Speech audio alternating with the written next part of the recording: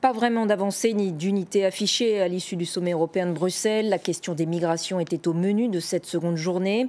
Alors que 12 pays avaient demandé à l'UE de financer la construction de clôtures face aux flux actuels, la présidente de la Commission européenne a opposé une fin de non-recevoir. Écoutez. J'ai été très claire sur le fait qu'il y a une position commune de longue date de la Commission et du Parlement européen sur le fait qu'il n'y aura pas de financement de barbelés et de murs. Et on en parle avec notre invité Yves Bertoncini, consultant en affaires européennes, également président de l'association Mouvement Européen. Bonsoir Yves Bertoncini, merci beaucoup d'avoir accepté notre invitation sur France 24. On vient d'entendre Ursula von der Leyen. Malgré tout, ça n'empêchera sans doute pas la Lituanie de poursuivre la construction de sa clôture le long de sa frontière avec la Biélorussie. On peut s'attendre à ce qu'un certain nombre de pays fassent eux aussi cavalier seul sur cette question. On peut s'y attendre dans la mesure où, depuis longtemps, l'immigration en général, la crise des réfugiés l'a rappelé, divise les Européens entre ceux qui voient les demandeurs d'asile comme des victimes qu'il faudrait secourir et ceux qui les voient comme plutôt des menaces. Alors on a connu déjà la construction d'un mur il y a quelques années, au plus fort de la crise des réfugiés, c'était Viktor Orban en Hongrie. Et puis maintenant il y a la tentation d'en construire d'autres, certainement pas avec le soutien de la Commission européenne ou de l'Union européenne, mais en même temps, les États, y compris sur les frontières extérieures, la Lituanie garde une frontière extérieure de l'Union européenne, peuvent toujours se dire qu'ils contribuent à la protection de l'espace continental en agissant ainsi quand ils sont soumis, et c'est le cas de la Lituanie, à une forte pression migratoire et de surcroît à un chantage migratoire de la part de la Biélorussie. Ce qui est raisonnable, c'est plutôt d'agir tous ensemble à la source plutôt que de construire des murs à la frontière. Cette crise migratoire qui se poursuit aura démontré que l'Union européenne n'est qu'une unité de façade?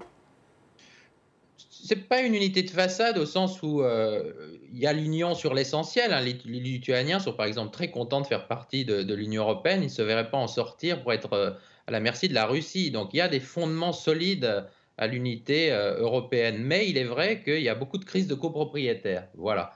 Des pays qui restent, mais qui se déchirent. On l'a vu avant-hier dans la crise de la zone euro, hier dans la crise des demandeurs d'asile, des réfugiés, aujourd'hui sur l'état de droit en Pologne. Donc l'unité existe, c'est l'unité dans la diversité, nous disent les traités, mais c'est souvent l'unité dans mais est-ce que tous ces pays partagent toujours ces valeurs communes qui ont fait l'Europe, des pères fondateurs? Vous parliez de droits humains. On prend cet exemple, les Lituaniens, ils ne manifestent pas l'envie de s'affranchir des principes démocratiques. Non mais la Pologne, par exemple, pour ce qui est de la séparation des pouvoirs, du respect des droits humains? La Pologne, c'est autre chose. Ça fait partie de ces pays qui sont entrés dans l'Union européenne après une longue période de domination soviétique, qui sont très souverainistes, un peu eurosceptiques. Le peuple polonais ne veut pas quitter l'Union européenne non plus, il n'y aura pas de Polexit.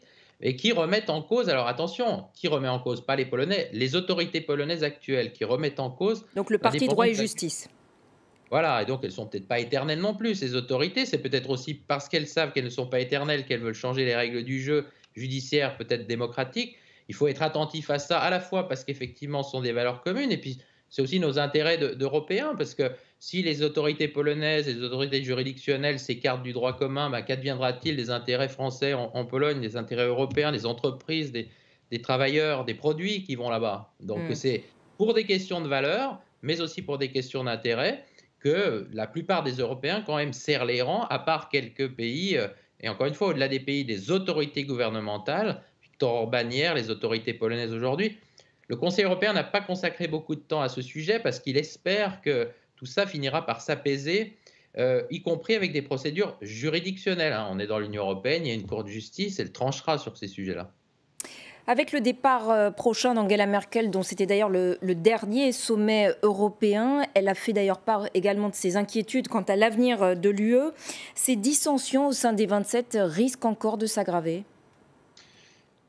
La crise de copropriétaires, voilà, effectivement, peut s'aggraver. Je crois que ce qui désole la chancelière, c'est de voir qu'il faudrait que l'ensemble des Européens regardent vers le monde, les défis globaux, géopolitiques, la Chine, défis climatiques, défis migratoires, défis dans notre voisinage, défis de sécurité, plutôt que de se déchirer entre eux. Et je crois que ce qui l'inquiète, la chancelière, c'est ces divisions intestines au regard de ces grands défis globaux. Et puis je crois aussi qu'elle peut craindre, à juste titre, que des grandes puissances autour de nous puissent s'appuyer sur tel et tel allié de l'intérieur pour nous diviser plus encore. C'est un peu le syndrome de Lilliput face à Gulliver. Voilà. Et donc, je crois qu'elle assurait dans ce contexte, pendant 16 ans, elle, une forme d'ancrage, de stabilité, de solidarité. Elle a parfois pris des décisions tardives, parfois contestées, et qu'elle va laisser une forme de vide qui sera difficile à combler au niveau européen. Et dire qu'elle est inquiète, c'est peut-être une façon de mobiliser ses successeurs ou son successeur en Allemagne, et puis aussi de lancer un appel à la mobilisation générale auprès de ses collègues actuels du Conseil européen. Merci beaucoup Yves Bertoncini pour votre intervention ce soir sur France 24. Au moins 7 morts dans